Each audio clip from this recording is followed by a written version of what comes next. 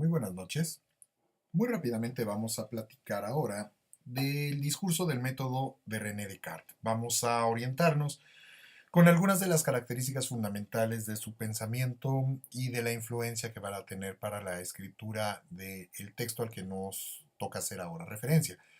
Descartes nace el 31 de mayo de 1596, finales ya entonces del siglo XVII, en una aldea que se llama Touraine, muy cerca de La Haya, en lo que para nosotros son los Países Bajos. Para nosotros, propiamente él sería un holandés, ¿no? Para aquellas épocas, recuerden que propiamente formaría parte de esas tierras que se identifican como las regiones de Flandes o Países Bajos como tal.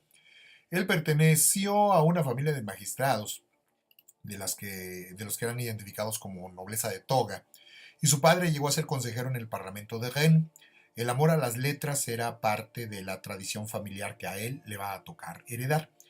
Va a ser educado en el colegio de La Flèche de jesuitas, y él llegó a decir abiertamente varias cosas al respecto, citando: aun cuando no es mi opinión que todo lo que en filosofía se enseña sea tan verdadero como el Evangelio, sin embargo, siendo esa ciencia la clave y base de las demás, creo que es muy útil haber estudiado el curso entero de filosofía como lo enseñan los jesuitas, antes de disponerse a levantar el propio ingenio por encima de la pedantería y hacerse sabio de la buena especie. Debo confesar en honor de mis maestros que no hay lugar en el mundo donde se enseñe mejor que en la Flèche. Eso era lo que opinaba Descartes en ese sentido con respecto a su propio colegio, su propia escuela. Sabemos y conocemos cómo fue la base de lo que nosotros ahora llamaríamos su guía de estudios. Se dividió en 3 años, en donde está propiamente la estructura de las lecturas y los comentarios y el método de trabajo. Las lecturas y los comentarios los vamos a tener divididos en 3 segmentos cada uno. El primer año, que va a ser la introducción del filósofo Porfirio, sus categorías, el tratado de la interpretación, los 5 primeros capítulos de los primeros analíticos, los 8 libros de los tópicos, los últimos analíticos, en donde se sienta la base para un largo desarrollo de la teoría de la demostración. Esto es bien importante a considerar porque, por entenderlo lógicamente, muchos otros alumnos, además de Descartes, habrían aprendido esto también, y Descartes no sería ni el primero, ni el último, ni el único que tendría las bases de esta estructuración del desarrollo de una teoría de la demostración. Nada más que pues no es ningún genio de esos escogidos y seleccionados de la humanidad, nada más es del que quedó testimonio, el que tuvo la capacidad de entenderlo, racionalizarlo, desarrollarlo y dejar el testimonio. No sabemos cuántos otros pudieron haber hecho lo mismo, pero no trascendieron más allá, no vivieron más tiempo, no se interesaron, se perdió su obra, los asesinaron, no sabemos. Y por eso es bien importante entender que mucho de la base de esa estructuración del pensamiento lógico, pues no es una invención de Descartes, es algo que él aprendió, como la mayor parte de lo que nosotros manejamos en nuestro contexto. La última parte de su primer año, en donde desarrollan con base en lecturas y comentarios, son los 10 libros de la moral. Si pasa al estudio de la física y las matemáticas, que son las que más le gustan en realidad a don René Descartes. Y el tercer año, pues ahora sí, vamos a armar todo eso que estamos aprendiendo, analizando y estudiando la metafísica de Aristóteles. Eso fue la base de las lecturas y los comentarios. En cuanto al método, ¿cómo se estudiaba? Propiamente es lo más sencillo cuando ahora nos quebramos la cabeza con los nuevos modelos de enseñanza para los alumnos. Las cuestiones son bastante más fáciles de lo que uno cree cuando uno quiere de veras aprender. La lección, los profesores la dividían en 2 partes. En la primera, el maestro dictaba y explicaba a Aristóteles, a Santo Tomás, ¿no? Que eran las bases fundamentales para poder entender racional y religiosamente y filosóficamente en aquel contexto. Y en la división de la segunda parte, ya una vez que se ha dado el dictado, ya tienen las ideas, ya las amarraron, no existía internet, no existía nada de que lo escribe en mi computadora ni cosas de esas.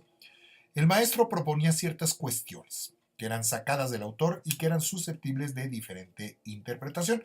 Ahora sí, chavos, ya tienen información, vamos a comenzar a arguir al respecto. Lo que se hacía es que el maestro aislaba la cuestión y la definía con claridad, la dividía en partes y la desenvolvía ya, una vez que la tiene estructurada, la desenvolvía en un silogismo magno cuya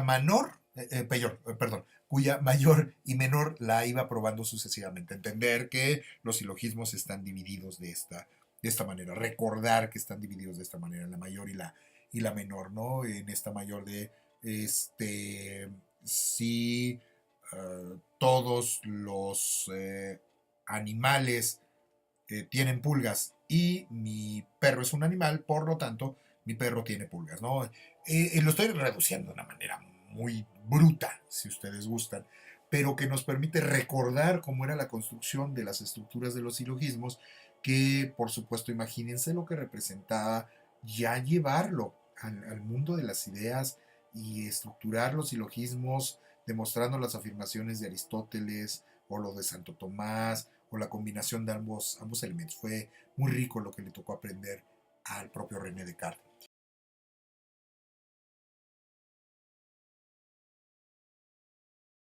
Los alumnos, en donde van a comenzar a hacer sus propias argumentaciones y van a tener sus propias disputas académicas en ese sentido, que llegaban a ser muy interesantes, ¿no? Hay que recordar, no hay radio, no hay cine, no hay tele, no hay nada de las cosas que nosotros tenemos en nuestra época contemporánea.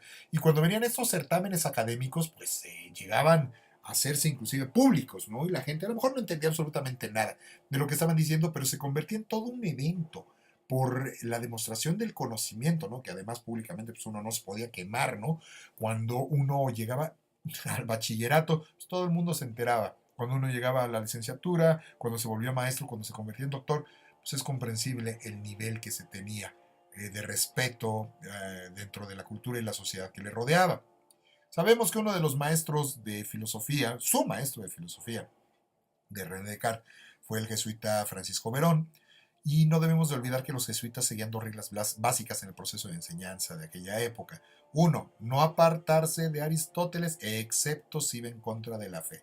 Ya vemos que están tomando como base un laico, a un prolegómeno al propio Jesucristo, pero que reconocen como una persona de una gran capacidad, de una gran inteligencia, nada más mientras no se meta o contradiga asuntos de la fe, lo vamos a tomar en consideración, era lo que se pensaba. Y el otro punto era no defender axiomas que vayan en contra de los filósofos, ¿no? Sobreentendiendo que tampoco vayan en contra de las cuestiones de la fe.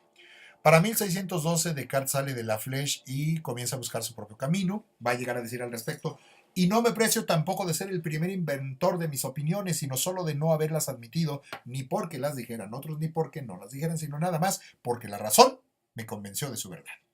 La base fundamental de su estructura de pensamiento es la razón y la demostración de los hechos y los acontecimientos. Vive 4 años en París, pero no se acomoda, como que no se halla en este sentido. Para 1619 se va a poner al servicio del duque de Bayern, del duque de Bavaria, e incluso pues, va a participar militarmente en lo que nosotros identificamos como la Guerra de los 30 años. ¿No? Todo el mundo se va a ver afectado de una u otra manera por aquel gran conflicto en aquel contexto. Para el año de 1629, él ya habiendo desarrollado su vida, habiendo conocido mucho de lo que quería, se recluye en Holanda porque él considera que en Francia hay demasiadas distracciones. Allí él va a vivir oculto durante 20 años y va a vivir de incógnito y eludiendo incluso la ociosidad en este sentido. Va a comenzar a ser muy conocido una vez que se le empiece a publicar, una vez que algún 1637, para que nos ubiquemos espacio-temporalmente, este año del 37 publica el discurso del método. Ojo, porque es un año después, nada más es un año después del texto de León Pinelo, del de Cuestión Moral, si el chocolate quebranto o no, el ayuno eclesiástico. Vean que son casi contemporáneos y cómo están conviviendo ambas formas de ver y compartir el mundo en el contexto de lo que son Francia, de lo que son los Países Bajos, de lo que viene siendo el Sacro Imperio Romano Germánico, lo que viene siendo España y la influencia que se va a tener sobre el territorio novohispano. No olviden eso. También el año de 1637 se publica la Dióptrica, los meteoros y la geometría. Para el 41 se publican las Meditaciones Metafísicas, para el 44 los Principios de Filosofía y para el 50 el Tratado de las Pasiones Humanas. También le va a dar tiempo a Descartes de meterse en estos asuntos. Para el año de 1649 ya se ha metido en una serie de cuestiones tan fuertes y se han generado tantas polémicas al respecto que decide buscar otras vías. Un ejemplo de qué fue lo que le ocurrió, que le llevó a tomar la decisión de dejar todo. Un experto en aquellas épocas, Leroy, lo expuso en la Universidad de Utrecht con la intención de darle a conocer positivamente, pero sus ideas no fueron aceptadas. Allí Descartes va a ser atacado por los peripatéticos, va a ser atacado por el rector Boetius de la propia universidad, quien dijo que era ateo y calumnioso. Grupos de magistrados, gente de leyes, ordenaron que se quemaran los libros, como el discurso del método, los principios de la filosofía. Y si no pasó esto mayores es porque el embajador de Francia detuvo el proceso. Nada más para que nos demos una idea de cómo también a Descartes le tocó sufrir en este sentido. Va a quedar tan resentido y tan molesto que para 1649 Descartes termina yéndose a Suecia, arriba a Estocolmo, por invitación de la reina Cristina. Pero desgraciadamente no se adaptó al clima, se enfermó constantemente y cada vez peor, y esto dio como consecuencia que para el año de 1651, por complicaciones de salud por el clima, él termina muriendo a los 53 años de edad. Para el año de 1667 sus restos van a ser trasladados a París, a la iglesia de Saint-Étienne-du-Mont, y se pensaba hacerle un homenaje. El día del entierro, el canciller de la Universidad de París, que se apellidaba al alemán, daría un eulogio acerca de lo que fue su obra, pero le llegó la orden diciéndole: no puede usted hacerlo, no debe hablar bien de este señor. Sus libros incluso fueron incluidos en el Index Librorum Prohibitorum, el famoso índice de libros prohibidos por la Inquisición, nada más que con una reserva que sí es interesantísimo de considerar: la reserva Donne Corrigantur. ¿Esto qué significa? Están prohibidos sus libros en estas lecturas, pero van a estar prohibidos hasta que se le hagan correcciones. Esto nos muestra que ya está empezando a haber una modificación en la actitud con respecto a ciertos textos que, si bien todavía generan polémicas, ya hay cierto nivel de apertura que implica que va a haber una modificación y un cambio al respecto. Desgraciadamente, pues, de acuerdo con algunas de sus formas de ser y de plantear el mundo, y terminaron poniendo a la Sorbona en su contra y solicitaron al Parlamento que prohibiera su doctrina. En el caso del método que va a usar Descartes, la base de sus orígenes se cimentan en la lógica, el análisis geométrico y el álgebra.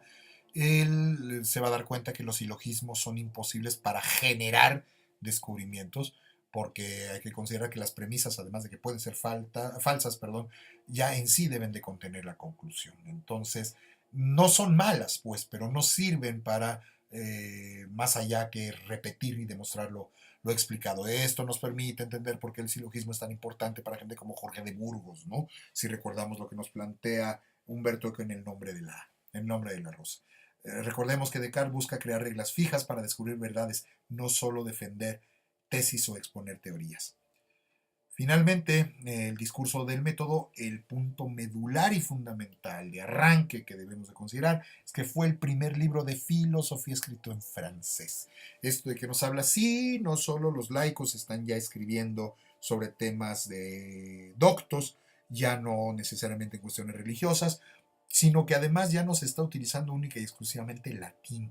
Esto va a ser una base fundamental si consideramos lo que Descartes va a hacer a nivel filosófico con el discurso del método, utilizando el lenguaje francés, lo que va a llegar a ser en su momento Guicciardini y Maquiavelo, utilizando su propio lenguaje, ya no solo el latín, para publicar en sus propios territorios, lo que Dante va a llegar a hacer con el manejo del lenguaje toscano para la generación de lo que va a ser posteriormente el italiano.